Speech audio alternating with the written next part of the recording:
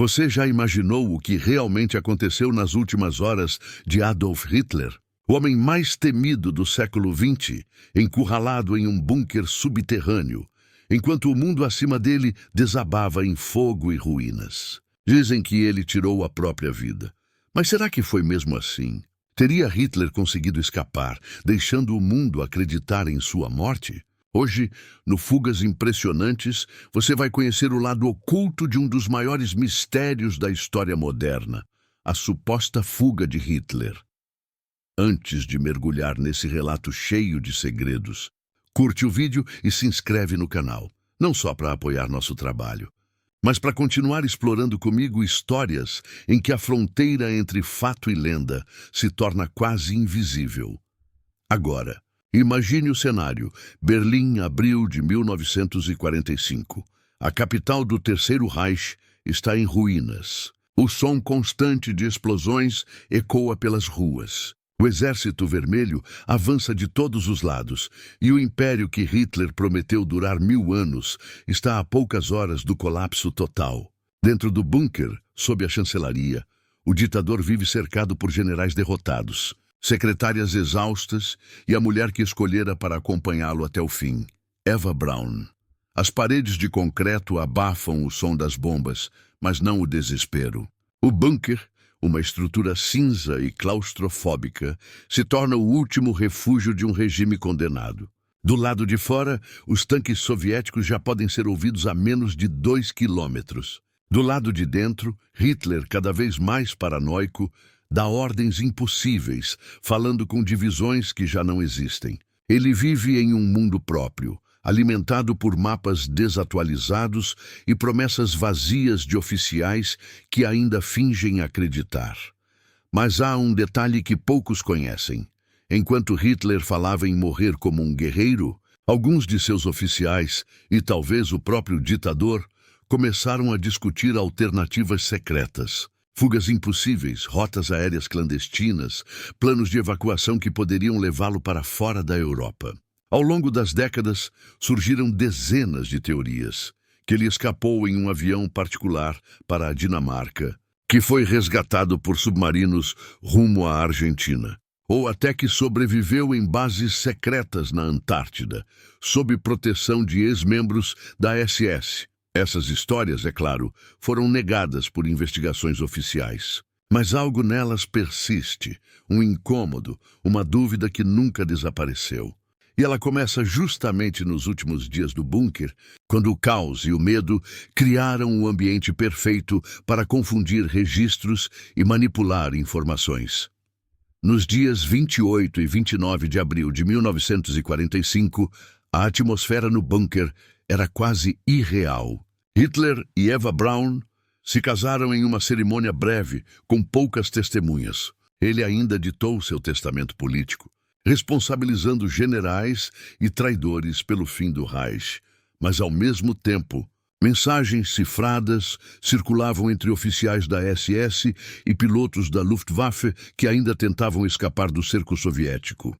Havia rumores de que um avião estava sendo preparado para um possível resgate. Outros relatos falam em túneis subterrâneos que conectavam o bunker a pontos estratégicos da cidade, saídas de emergência que, teoricamente, poderiam ter sido usadas para uma fuga rápida. E enquanto o mundo acredita que Hitler decidiu morrer ali mesmo, há quem diga que o verdadeiro plano era outro: desaparecer. Morrer seria a última encenação, o golpe final de um homem obcecado pelo controle e pela ilusão. Corte para o visual. O narrador descreve, em tom baixo e pausado, as cenas do bunker, mapas espalhados sobre mesas, oficiais trocando olhares silenciosos, a fumaça dos cigarros pairando no ar pesado e o eco distante das explosões. No fundo, um som grave e contínuo, como se o próprio tempo estivesse se esgotando. Mas há algo mais inquietante nessa história. Quando os soviéticos finalmente tomaram Berlim e invadiram o bunker, os relatos sobre o que encontraram ali foram contraditórios. Fragmentos de corpos, dentes queimados, documentos destruídos. Moscou anunciou que Hitler havia morrido, mas nunca apresentou provas públicas conclusivas. Por anos, o crânio e os restos exibidos pela União Soviética foram tidos como evidência definitiva. Porém, décadas depois, exames de DNA contestaram sua autenticidade. O suposto crânio de Hitler, guardado em arquivos secretos, não pertencia a um homem, e sim a uma mulher. Esse detalhe reabriu o debate. Se os restos mortais não são de Hitler, de quem são?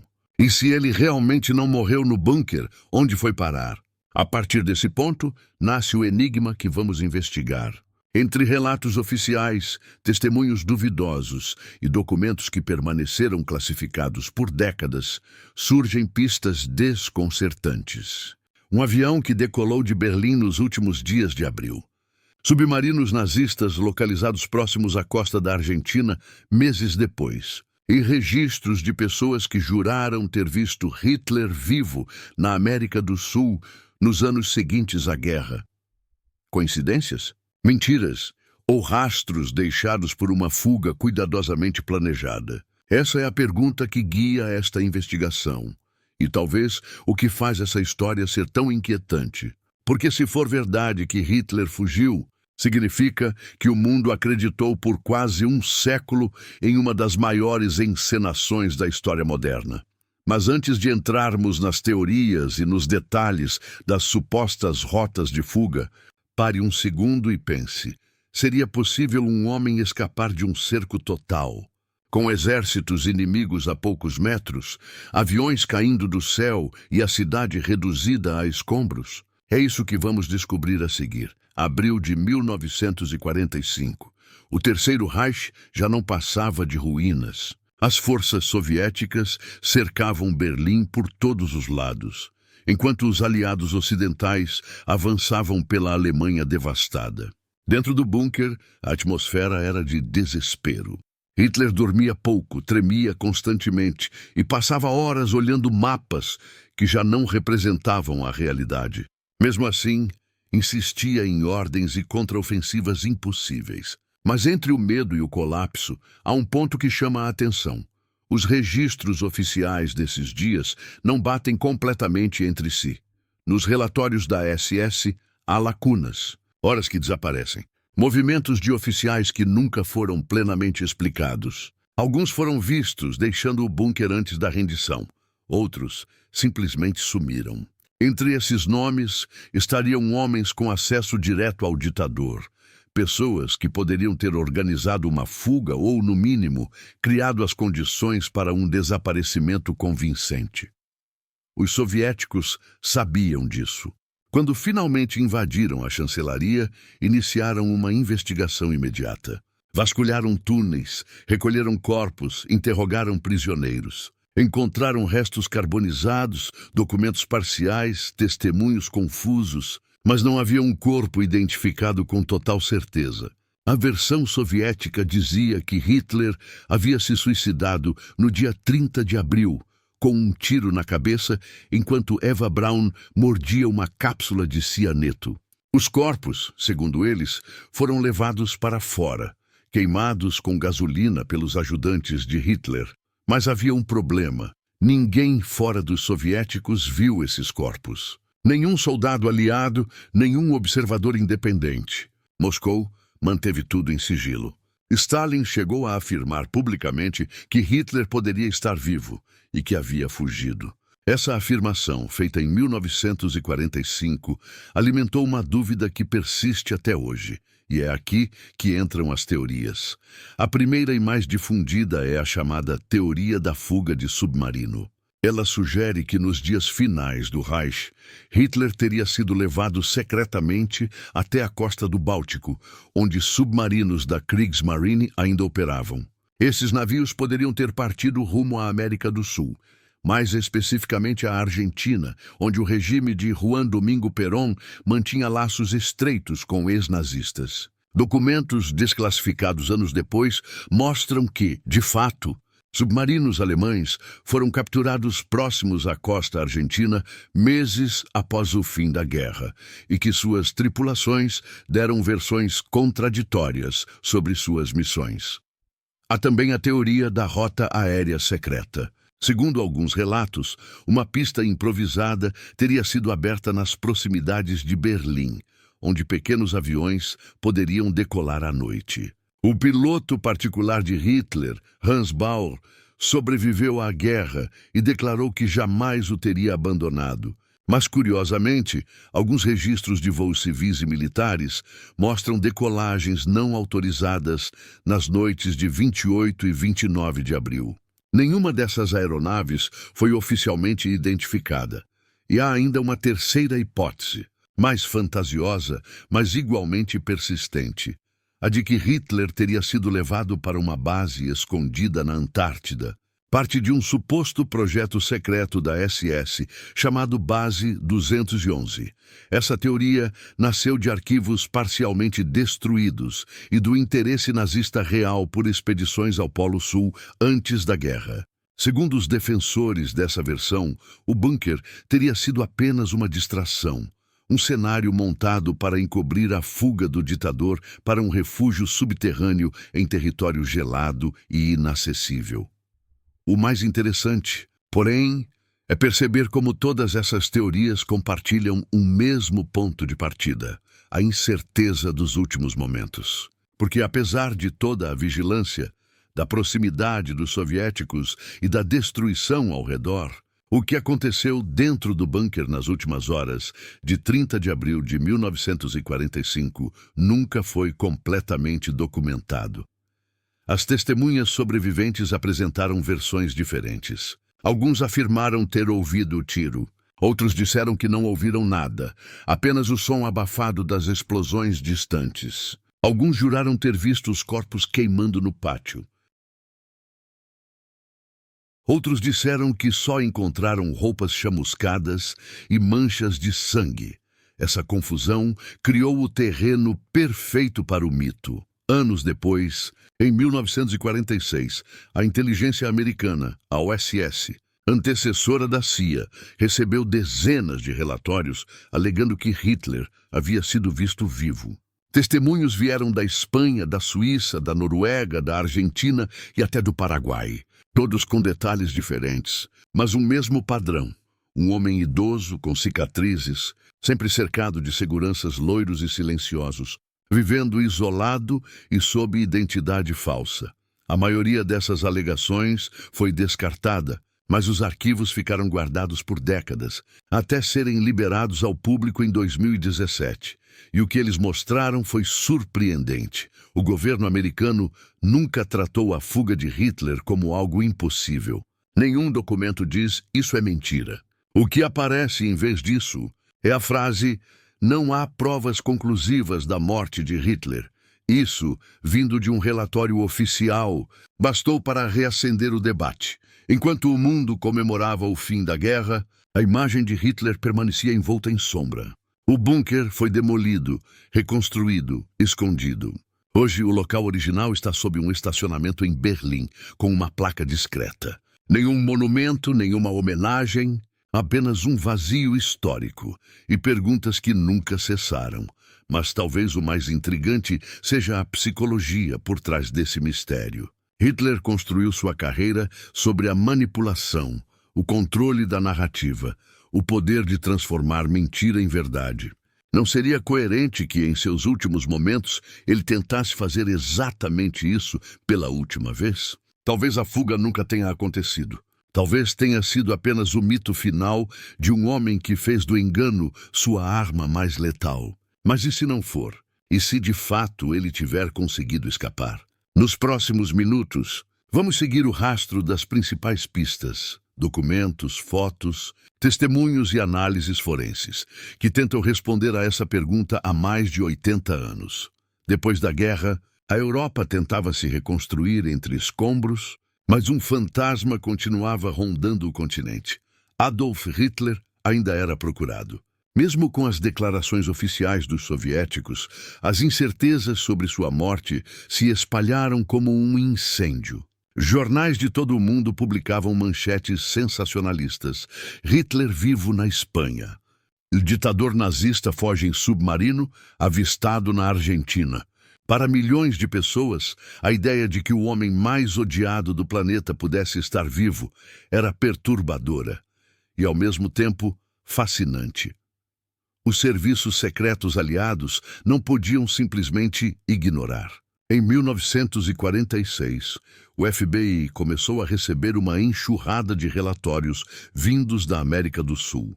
Um deles, datado de agosto daquele ano, dizia que um ex-oficial nazista havia reconhecido Hitler vivendo sob o nome de Adolf Schüttelmeier em uma fazenda no interior da Argentina. O informante descrevia até detalhes. O homem teria deixado o bigode crescer, raspado a cabeça e caminhava sempre acompanhado de 2 ex-soldados da SS.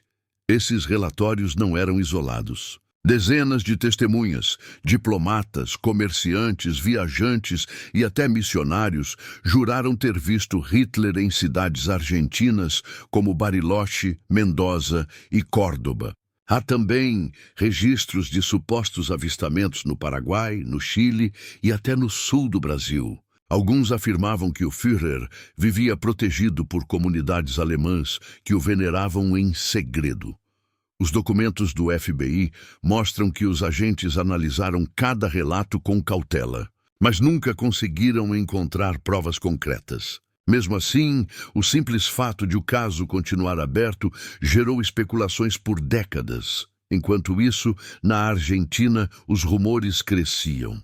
E havia motivos para isso. O governo de Juan Domingo Perón realmente acolheu centenas de oficiais nazistas fugitivos, incluindo figuras notórias como Adolf Eichmann e Josef Mengele.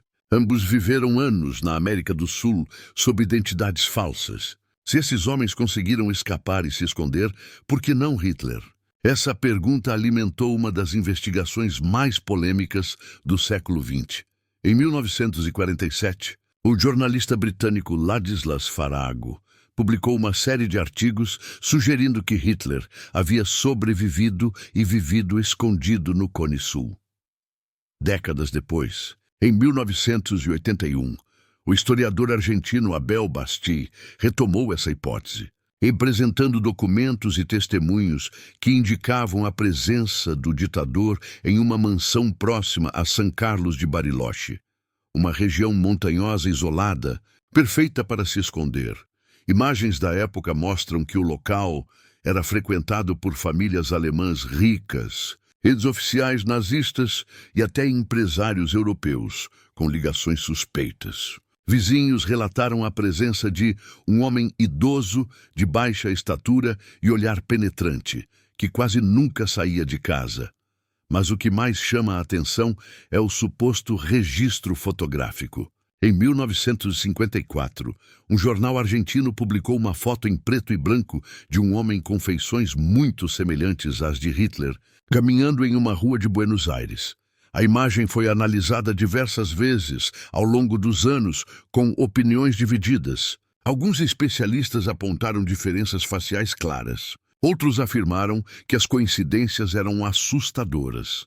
Ao mesmo tempo, a União Soviética continuava guardando seus restos mortais em segredo. Durante décadas, Moscou manteve o que dizia ser o crânio e os dentes de Hitler em cofres altamente protegidos. Porém, em 2009, um estudo da Universidade de Connecticut, nos Estados Unidos, chocou o mundo. Os fragmentos de crânio analisados eram, na verdade, de uma mulher com menos de 40 anos. Isso desmontava a versão soviética e reacendia o debate sobre a fuga. Com isso, investigadores independentes e caçadores de nazistas começaram a revisitar antigos arquivos e pistas. Um dos nomes mais conhecidos foi o do ex-agente da CIA, Bob Baer, que em 2015 liderou uma equipe de especialistas em uma investigação chamada Hunting Hitler. Eles usaram tecnologia de reconhecimento facial, documentos desclassificados e mapeamento geográfico para traçar possíveis rotas de fuga. O resultado foi impressionante. O grupo encontrou um labirinto de túneis subterrâneos em Berlim, passagens que poderiam ter sido usadas para escapar do bunker.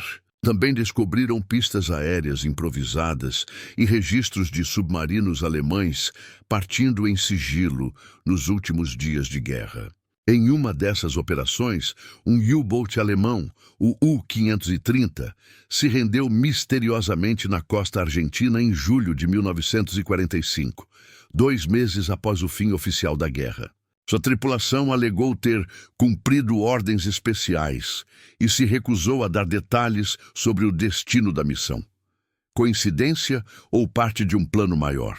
Os defensores da teoria da fuga dizem que esse submarino poderia ter transportado Hitler ou seus bens mais valiosos até a América do Sul. Outros acreditam que serviu apenas não como rota para oficiais de alto escalão e documentos secretos. Mas, independentemente da veracidade, esses fatos constroem um mosaico fascinante.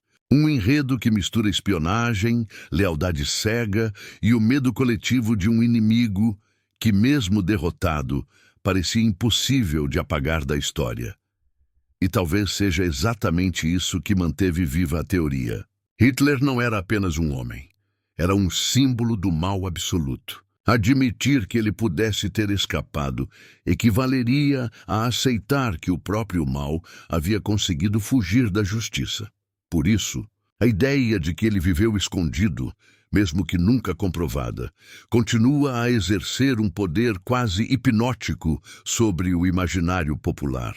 Livros, documentários e filmes exploram o tema há décadas, sempre com a mesma pergunta: e se ele realmente tivesse conseguido escapar? O cinema e a cultura pop reforçaram ainda mais esse mito. Filmes como O Menino do Pijama Listrado e Operação Odessa tocaram em aspectos da fuga de criminosos nazistas, enquanto produções como Hunting Hitler e Grey Wolf chegaram a recriar rotas, esconderijos e identidades falsas. A figura de Hitler fugindo, disfarçado, cruzando oceanos e florestas, tornou-se uma metáfora moderna. O símbolo de que alguns fantasmas nunca morrem completamente e, mesmo após tantos anos, ainda há quem acredite. Em arquivos argentinos e chilenos, há registros de investigações discretas, realizadas até os anos 1960. Nenhuma delas concluiu nada, mas o simples fato de existirem mostra que o caso jamais foi oficialmente encerrado. Hitler, vivo ou morto, tornou-se o prisioneiro eterno do próprio mito. A dúvida é o que o mantém presente. Mas então surge a questão inevitável: o que dizem as evidências científicas e o que a história moderna realmente confirmou sobre os últimos instantes no bunker?